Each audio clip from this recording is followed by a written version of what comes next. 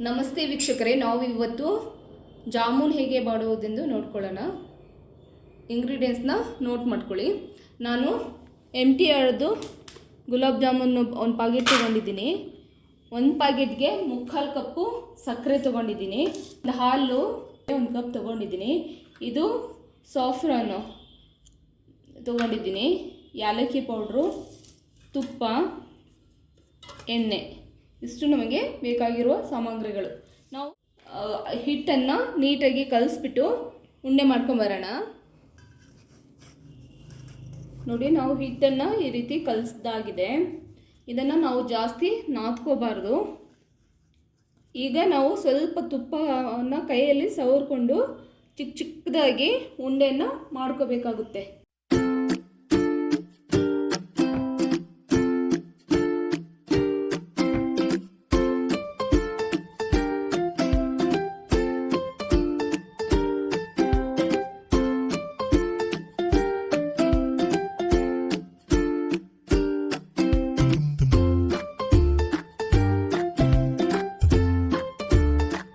ಈ ಥರ ಉಂಡೆಯನ್ನು ಎಲ್ಲವೂ ಕೂಡ ಈ ಥರ ನಾವು ಸ್ವಲ್ಪ ತುಪ್ಪ ಕೈಲಿ ಹಿಂಗೆ ಸರ್ಕೋಬೇಕು.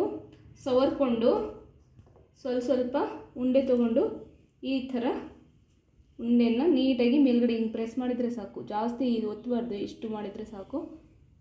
ಈ ಥರ ನಾವೆಲ್ಲನೂ ಮಾಡ್ಕೊಂಬರೋಣ. ನೋಡಿ, ಇಷ್ಟು ಉಂಡೆ ಆಗಿದೆ. ಈಗ ನಾವು ಇದನ್ನು ಡೀಪ್ ಫ್ರೈ ಮಾಡ್ಕೋಬೇಕಾಗುತ್ತೆ. ನಾನು ಆಲ್ರೆಡಿ ಕಡಾಯಿ ಇಟ್ಟಿದ್ದೀನಿ. ಇದರಲ್ಲಿ ಎಣ್ಣೆಯನ್ನು ಹಾಕ್ಕೊಳ್ಳೋಣ.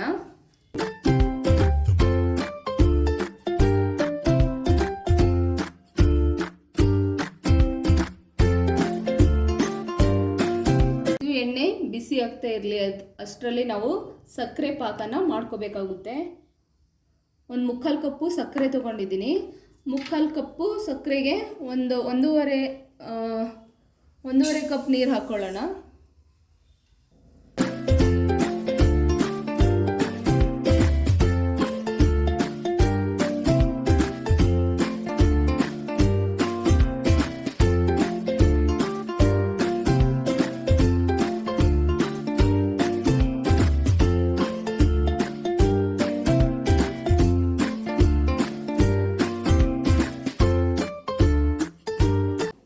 ಇಷ್ಟು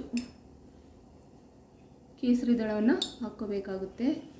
ಇದರಲ್ಲಿ ನಾವು ಪುಡಿ ಮಾಡಿರುವ ಯಾಲಕ್ಕಿಯನ್ನು ಕೂಡ ಇದರಲ್ಲೇ ಸೇರಿಸ್ಕೊಳ್ಳೋಣ.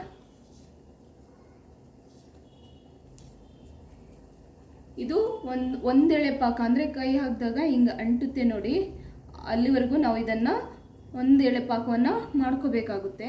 ಈಗ ನಾವು ಒಂದೊಂದೇ ಆಗಿ ಹಾಕಿ ಡೀಪ್ ಫ್ರೈ ಮಾಡ್ಕೊಳ್ಳೋಣ. ಉರಿ ಮೀಡಿಯಮಲ್ಲೇ ಇರಲಿ.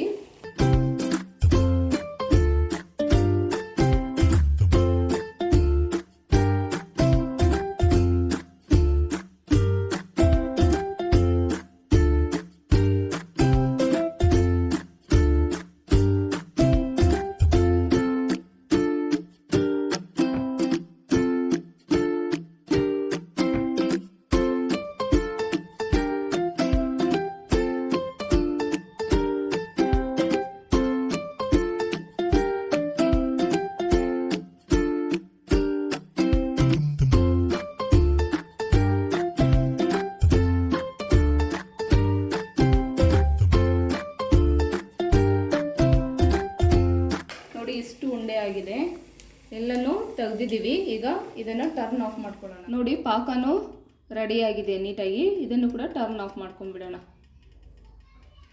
ಸ್ವಲ್ಪ ತಣ್ಣಗಾಗಬೇಕು.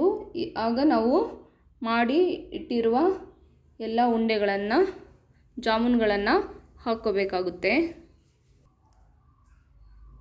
ನೋಡಿ, ಉಂಡೆ ಹಾಕಿ ಒಂದು 10 ಮಿನಿಟ್ಸ್ ಆಯಿತು.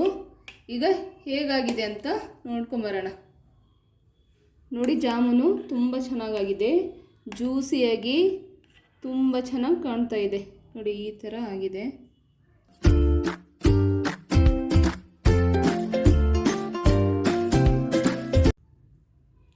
ನೀವು ಕೂಡ ಒಮ್ಮೆ ಟ್ರೈ ಮಾಡಿ ಹೇಗೆ ಬಂದಿದೆ ಅಂತ ಕಾಮೆಂಟ್ ಮಾಡಿ.